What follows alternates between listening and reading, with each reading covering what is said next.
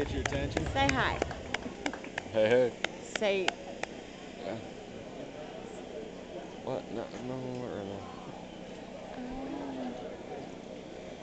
oh, I cut a tear.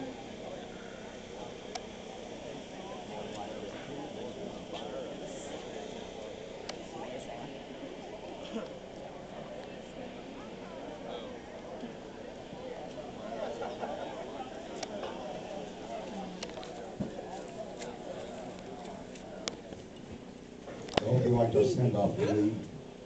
You wouldn't have it any other way, I'm sure. When I got here today, I already knew what I'd see.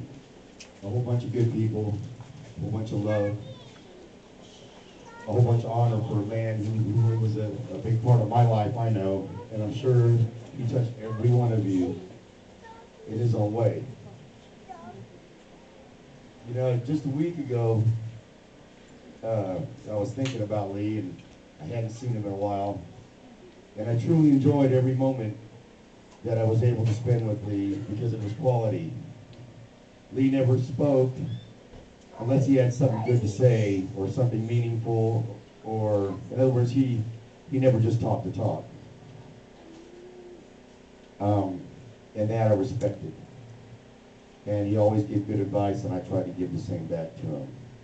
And I will truly miss him for that. And one thing I will take from that is that next time I think of a friend that I haven't seen in a while, instead of thinking, man, I hope I run into him soon, I'm going to go find him and tell him I love him and just be with him for a while, because you never know.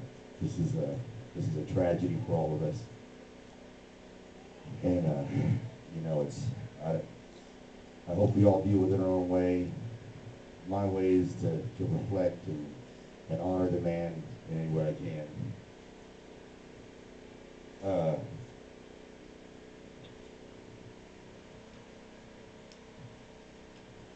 You know, same with his actions. Lee never did anything unless they had meaning behind it. And I remember when I asked him to marry my friends Heather and Bill. They're out here today somewhere. Raise your hand, guys. He hadn't married anybody yet, but he was ordained to do so. And I said, Lee, why won't you marry him? And he said, well, I don't want to be responsible in case it doesn't work out. And over a couple of weeks I talked to him, and he decided, okay, but they have to take a class. Well, Bill, look at Bill, he's not going to fit in no classroom, no way. We're not going to teach him anything. So I had that lead to go over, but we did. And he met them, and he saw how much in love they were, and still are. And I have a feeling they're going to be together forever because of Lee. So yeah, he is responsible. Thank you, Lee.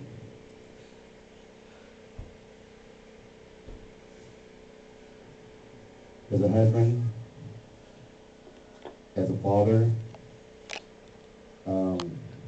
I don't think you can really ask for a better understanding man. A man that really gave you advice from the heart and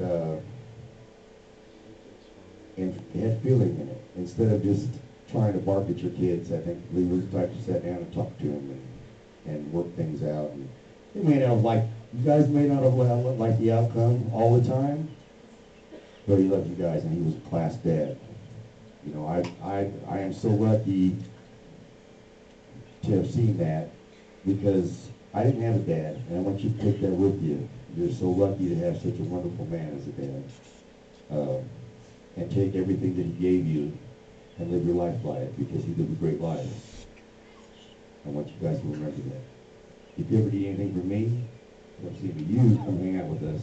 You can ride with us anytime.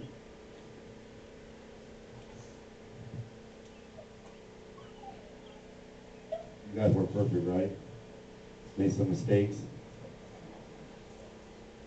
He was the type of guy that let those go.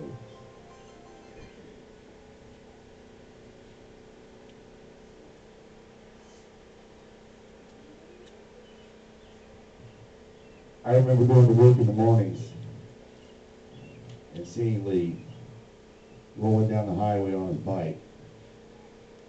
Could have been 35 degrees. Could have been raining. This flagpole, this damn flagpole right here, on his bike going down the highway. I was going to work, so was Lee. You know, it could have been 35 degrees, could have been raining, could have been 35 degrees and raining. And there would go Lee. And I respected that. I respected the fact that he would go stand between an evil Reverend Phelps and a family that lost their child. He would bring a soldier home on a bus and let him know how thankful we as Americans were for what they did for us. He believed that a family should not sit there while they're burying their child and hear someone in the distance chanting and raving about the devil and America. We're not the devil. You know, America's lost a lot of things. And the most important thing I think that America has lost is love. Love for our country, love for our families, love for our future. And we've gotten so far away from that. And people don't understand that's what makes our country our country. It was built on that. People don't understand that. Well, you all understand that. I believe that. But we've gotten so far away from that love, and we understood that. We talked in depth about that. That love built this nation. It's the most powerful force on earth, guys. It can start a marriage, end a marriage, win a war, end a war. And we had plenty of it to give. And I experienced it, and I'm blessed for that. I'm sure all of you have too. Lee, in my opinion, was a true example of what a patriot is. He wasn't a veteran, he didn't serve, but he was a patriot to his country. He loved his country. He fought for the right instead of against the wrong. And I can't wait to see him again. I'm going to try my hardest because I know where he's at, and that's where I'm going, I hope, so I can't wait to see him. Now, all of you are his friends, and I know you all have stories you could tell, and I know it's hard to get up here and talk about someone that you just lost. But please, some of you guys come up here, share a story that you had with Lee. I got a couple, we'll save those for later. They weren't risque or anything, but they were moments when he, you never pissed Lee off because he was such a nice guy. You know what happens with nice guys, you piss them off and you get a whole bunch of trouble. But he was always for the right. And if you're in the right, you've got half the fight won. So guys, please, someone come up here, take this mic, and tell a story about Lee. Bob? Oh, there you go, brother. Hey, my name is Doug Freeman,